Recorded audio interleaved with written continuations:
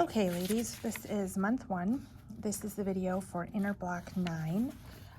What we're going to do first is hoop everything. This is a step-by-step video. It's meant to be like a class, and there is class going on in the back classroom, so if you hear things, that's what it is. To get started, we have to hoop our stabilizer. You're also going to need your thread charts. This is the one I sent you. This is the one from Juju. This one shows you more detail of what happens in each step, but it uses different thread colors. So my chart tells you exactly which thread colors to use if you're using exquisite thread, okay? The first thing we're gonna do is hoop our stabilizer. So you're gonna take your heavy cutaway that we gave to you, it's on a roll. Those of you who are making the large tree skirt, and all of you have Janome 500s or 550s, so you're going to take your largest hoop. This is my super scientific way of measuring my stabilizer. I lay it under the hoop and I run my rotary cutter along the edge. Then I take my hoop apart. I make sure these are unlocked and this is loose. When my stabilizer curls up like this, I flip it over so that it doesn't want to roll up on me anymore. And then you take your inner hoop and push it in, and you always hoop with the arm attachment, the piece of your hoop that attaches to the arm of your machine, on the same side of your body that the arm of your embroidery machine is on. So I attach my hoop to my embroidery machine on the right hand side. So I keep the arm attachment on the right-hand side when I am hooping. For this hoop, we have the option of going halfway in and then tightening a little bit. Those of you who have cross-stitched, these hoops function pretty much the same way. And then you go ahead and tighten all the way. These also have magnets that clamp over in all of these spots. I left them over by the machine. I'm heading over there now, so I'm going to attach those magnets off camera, and then I'm going to show you how to use your thread charts, how to open your embroidery file and everything over at the machine. Okay, so I'll meet you over there in a minute. Okay, we're over at the machine, and you can see my machine is off, and that is by design. You can also see that I have attached the nice big extension table here. So I've got extra workspace, and that's because anytime we use the biggest hoop like that, it tends to hang off the end of the machine. So we attach the extra workspace so that we have more room to work, and it supports the hoop better. Okay, the first thing we're gonna do is put our USB stick that has our tree skirt pattern in the machine. You'll notice over here we've got a little extra extension, the USB extension. If anybody has a new machine and doesn't have one of those, we need to talk about that the next time you come in the shop, okay? You always put your USB stick in first and then turn the machine on. You never turn the machine on and then put the USB stick in. We're gonna let it do this. We're gonna let it do its thing. Mine's telling me it needs to be cleaned. And we are not going to resume the last pattern. So the way we're going to find our Juju tree skirt pattern is this. First, we're going to press the file open button. Then we're going to press over here. You can either look on the machine or on your USB stick. We want to look on the USB stick. Most of the time when you get to this screen, this is what you see. Okay?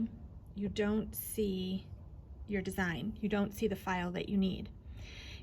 You either have two options. Either the up arrow will be highlighted and you can go up. The other thing that might happen is it might say 1 of 2 down here, which means or 1 of 3 or 4. There's several pages of things, and you can use these arrows to scroll through that way. Mine has to go up, so I'm going to go all the way up until my arrow is grayed out, which it is. And then you can see down here now, look, I've got 1 of 2 because I've got a bunch of designs and different things on here. So now we're going to find the Designs by Juju tree skirt. And guess what? It's not on this USB stick. So that's okay. We hit X, we turn the computer off, and we find the USB stick that has the design on it. Okay, we're over at the machine now, and we are ready to load up our design and get started. I attached the magnets to my hoop. Wait, that's out of the screen and you can't see it. You should notice that the machine is off. That's really important. The machine stays off until we put the USB stick that has your tree skirt software in it. You always do that first. You put the USB stick in, and then you turn the machine on. Then you wait for it to come up. Okay. And what we're going to do is go to this button over here that looks like a file folder. We're going to hit that, and it's going to open it. We can look if the machine. You can look at designs stored on your machine. That's here, or designs stored on the USB stick, and that's what we want. So we're going to go to USB stick. And a lot of times when you do that, you either see this screen or you see a folder that says EMB or EMBF. If that is what you see, you want to use your up arrow up here, and you want to hit up until it is grayed out. At this point, you now want to find your tree skirt design. Okay, so you just start looking for it. What you're looking for, it should say DBJJ ITH North Pole. That's what you're looking for. That's Designs by Juju in the Hoop North Pole Tree Skirt. Everybody who is doing the large tree skirt, you're going to want the 8x12 files. The medium tree skirt is 6x10 files, and small is 5x7 files. I'm doing a large tree skirt. I'm making one for my sister for Christmas, so I'm going to choose 8x12. And now you have to know, what are you working on? And we're going to work on inner block 9. So it's an inner block, not a main or an outer block. And now this really tiny picture of everyone comes up, and you can't see what it is. So you can actually, these little guys up here, let you look at the names of the files in different ways. You can press all of them, but I know I want this long one over here, all the way on the right. And now you can see 8x12 inner block 1, 8x12 inner block 2. We're looking for inner block 9, 4, 5, 6, 7, 8, 9. So we want this one, okay? It says, keep your hands clear. Hoop will now move to center position. That's great. If you, for whatever reason, you can't get anything to open, it's because you need to set your machine for a bigger size hoop. If that happens, you need to go home and to grid, and you need to go to your hoop button right here, and you need to select the largest hoop or a larger hoop. So we're on 36B. So I'm going to hit OK. Every time you get this, you need to check RE36B. That is warning you that your machine wants you to check and make sure that you are using the right hoop. The hoop name is printed really small here, and it's hard, you probably can't see it on the camera, but it's raised, and here is where it says RE36B, and that's what you want. So, okay, so we're going to put the hoop there. We are not going to attach the hoop yet. We say, okay, that's great, machine, we're with you. And now, those of you who have had your machines a while, look down here and you say, oh, it's going to stitch in pink. This is where my thread charts and Juju's thread charts are more important than the thread charts on your machine. We aren't going to pay any attention to these, okay? We're going to use my thread charts or Juju's. What this is telling you is it's going to stitch step 1. So you can look at Juju or Megan, and you can see step 1, what it's going to sew is a placement line for batting, okay? Which I've given you a shorter description, batting placement. Where Juju gets helpful is when she draws in little pictures, and so you can get a better idea of what each step is going to stitch out, okay? So if you're using our thread kit and everything, we're going to start with Exquisite Color 10. And what you're going to find is everything in Juju starts the same way. You get a placement line, a tack down line, and another tack down line, and then you start with, in the hoop applique stuff, where you do a placement line and a tack down line and a placement line and a tack down line. I have done all of those steps in white. So what I've tried to do is minimize your thread changes so that you, I change it when it's important, but if it's not important, I stitch it in white, okay? So we're on stop number 1. Number 1 is right here, is where it tells you. So we're gonna use white. Thread color 10, and if you have exquisite threads, it's going to tell you on the top of the hoop, or on the top of the spool. It actually says ES010, so that's 10. ES stands for exquisite. So we're going to load our thread up.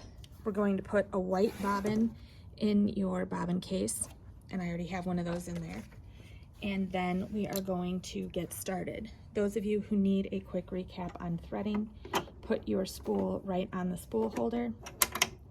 Take your spool cap, the little pin one, put it in the thread. You're going to take your thread, you're going to go behind this clip here. Hold on. Let me see if I can make it bigger and not lose you. Behind this at the back, you're going to take your thread and go around the front so it makes a loop and comes around. And then you're going to go behind your tension disc, okay?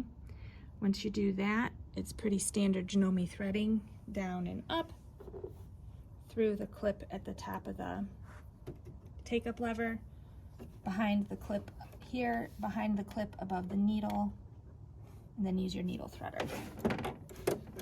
If your needle threader doesn't work, try first putting your presser foot down. We do not attach our hoop until we are ready to stitch. We are ready to stitch though, so I'm going to go ahead and attach my hoop, and we're going to go ahead and we're going to stitch the first stop, which is a placement line for your batting. So I'm going to press start.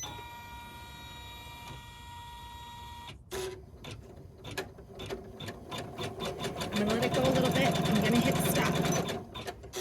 I'm going to grab my fancy dancy iridescent snips, and I am going to cut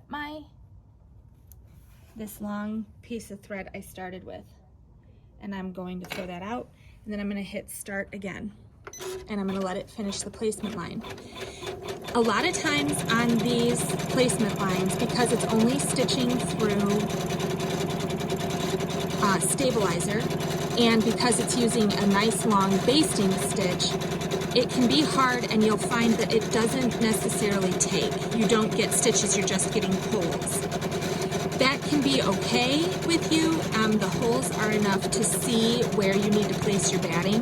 But the other thing can be, I always start with a nice long piece of thread and I lay it down. I don't put any tension on it, because if you pull on it at all, it just pulls the basting stitches out. So if you're having trouble getting your basting stitches to take, try pulling like this, a nice long piece of thread out, and just laying it there and hitting start, okay? So what you're gonna see on here is, let me see if I can show you. It's hard to see because it's white on white. Yeah, it's hard to see, but you can kind of see it's done an outline of, if you have trouble seeing this, you can stitch this in ivory instead of white, but honestly, it's easier to see in person. It's, you know, the lighting is weird. So what we're gonna do is we're gonna grab our piece of batting, and these are the inner blocks. So you should be using the pieces of batting and background fabric that you cut for your inner blocks, okay? And you're gonna lay, and I'm using scrap batting, so I'm gonna be doing a lot of picking of threads and things off of my batting. And you're gonna lay the batting down so it completely covers the placement line that you just stitched. It's fine wherever it is, as long as it's covering your basting stitches. So my basting stitches are here. And I've got about, it's hard to see on there, sorry guys. Your basting stitch, your placement line is here. As long as the batting completely covers it, it's good. So now what you're gonna do, make sure it's covered. If you want to grab some tape, you can tape it in place here and on the opposite side. But the truth is, most of the time, I just stand here and you can put your hands lightly on it and make sure it doesn't move as it gets started. And again, I've got a nice big long piece of thread sticking out. I'm gonna stop it after several stitches and snip my thread.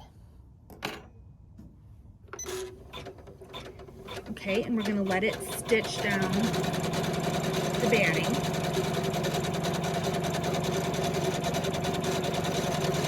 And it's gonna go around twice. It's gonna go around the batting to hold it down nice and tight.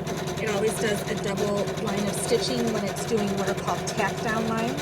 The tack down lines are holding they're attaching your pieces of fabric or batting to your stabilizer and later on to your block. You can see now it's going to go back over itself and stitch over itself.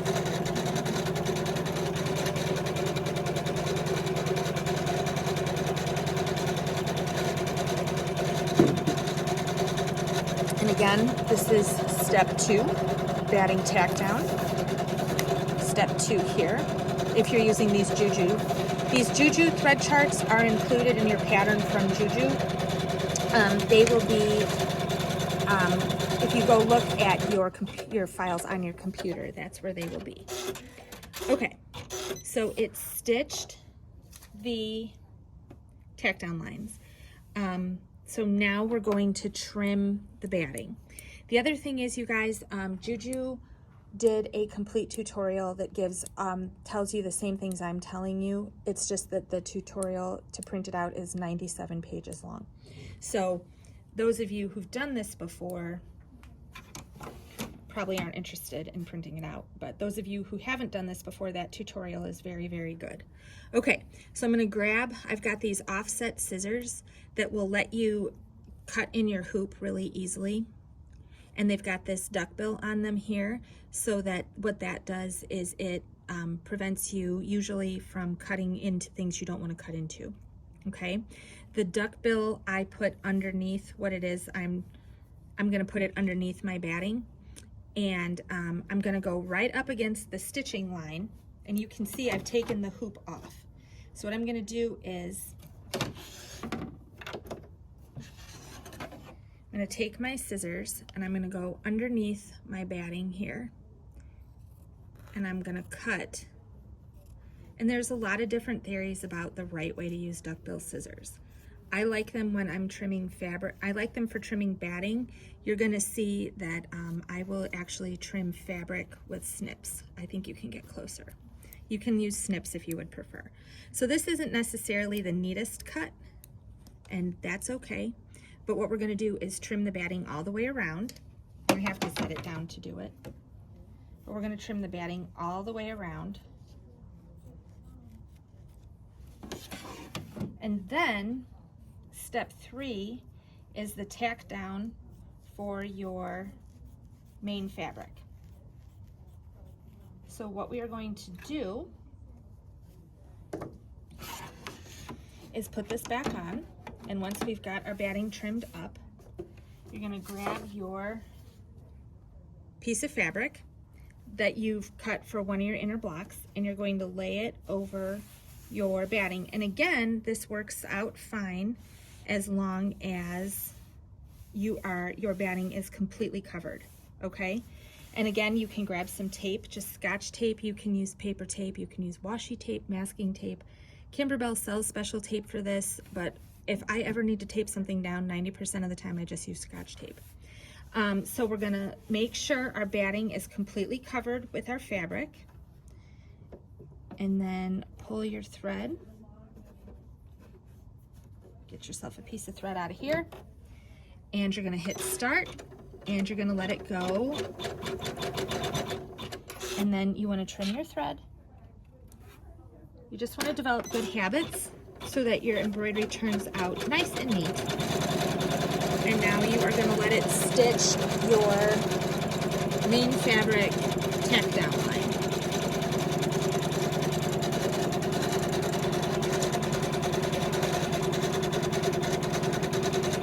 For those of you wondering about your screen, this tells you what hoop size you have.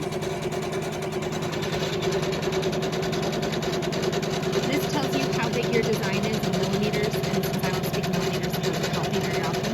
This says you're stitching at 600 stitches per minute and using auto tension.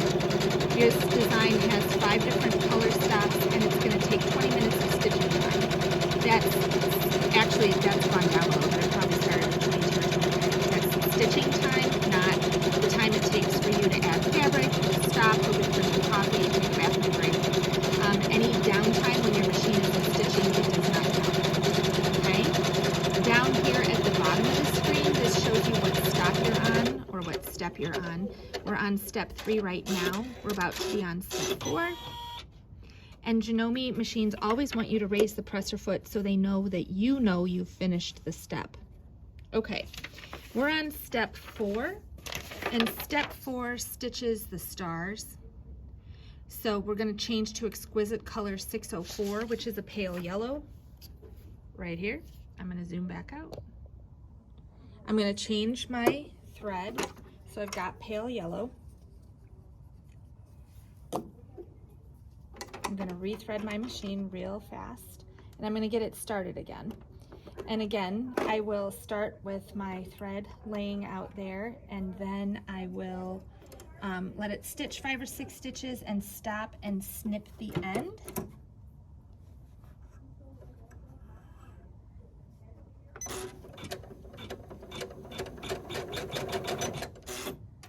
This one came out front, so that's nice. It's easy to snip. And we're going to hit start.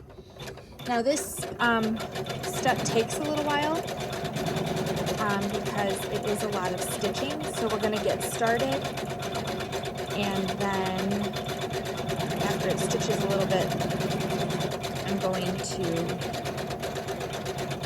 stop and skip ahead a little bit. The number one question with new embroiderers is what happens if my thread breaks, what happens if I walk away and I come back and it didn't stitch something out.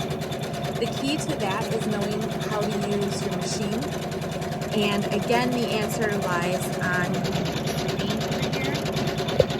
Whoops, sorry about that.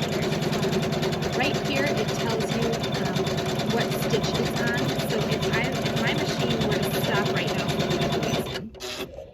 it can tell I'm on stitch 22,122 out of like 10,000 stitches.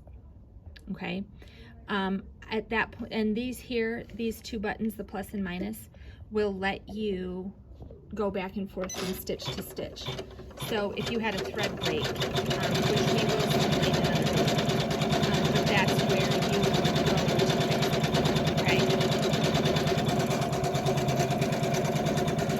Okay. I'm going to take a break and let this finish stitching, and then I'll rejoin you for the last step. Okay, it finished that step, not the first step, but you can see we've got a whole bunch of stars embroidered on there, okay?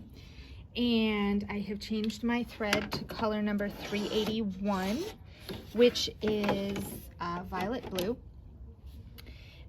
which it says to do, you can see right here, we're on step 5, and you can see right here, step 5 is color number 381, which is called violet blue. If you're using the Juju stuff, we're on this step down here. She had you use color number 100, which is Floriani thread. So if you're using Floriani, there you go. But so there's that on there. Okay, but like I said, those of you using this, so now you are ready to start the violet blue. So I'm gonna get that started. Whoop. I'm going to lower my presser foot first. I'm going to get started, and again I'm going to trim my thread after a couple of stitches. This one's really close, so I'm going to go ahead and lift my presser foot and find my thread underneath. It's very important that you don't cut the thread connected, your upper thread here connected. Okay, So now I'm going to go ahead and give that a start. And then what I'm going to do is let it stitch out that step, and then I'm going to show you how to clean it up. Okay? See you back in a little bit. Okay, it's all done and it's off the machine, and now I'm going to show you how to clean it up. So it's still in the hoop, okay, and you can see we've got all kinds of little bitty threads that are sticking off, and we want to clip those up because that is what makes the difference between a very professional looking project and a messy one. Okay, and I have some fancy tools that I use for that. These are my operation tools. I like to pretend like I'm playing operation. So you need a pair of tweezers and a pair of snips, okay? And I tend to grab with my non-dominant hand and snip with my dominant hand because, let's face it, we're more likely to slip with our non-dominant hand, and we have more control. So I'm right-handed, so I've got my snips in my right hand and my tweezers in my left. What I'm going to do is I'm going to grab the little threads and pull them out of the way, and then I get as close as I can and snip them. And I make a little pile over here in the corner because it's just fun. So usually I'm like this down here, but I'm going to try not to do that for you guys.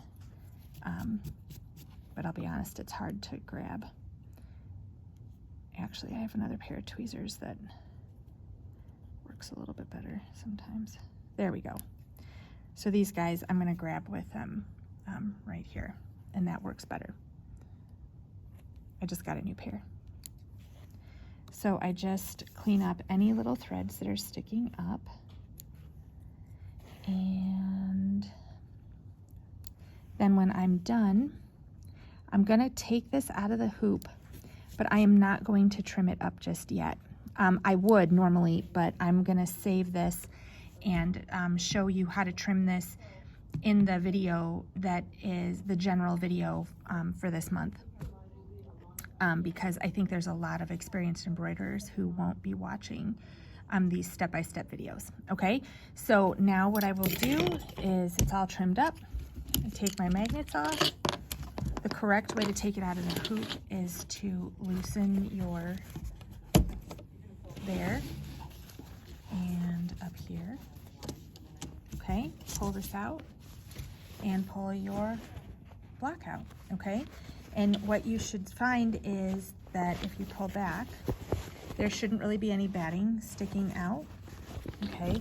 And when you flip it over, you should see nice stitching. You should have good tension, which means on these satin stitches, which satin stitches are the ones that go back and forth, back and forth, back and forth. All of your little snowballs are satin stitches. When you flip it over, you should see mostly top thread and only a little bit of bobbin, okay? So this is what your back kind of looks like, and you should spot check that every once in a while. You don't have to clean up the threads there. You can if you want to, but they're going to be inside your tree skirt. So, okay. And now we will move on to main block 9, main block 12. It's the church. So we're going to do the church block, and then I will also stitch out an outer block for you. Okay. But anyway, take a break, go stitch your own block, or we'll see you back here in a little while.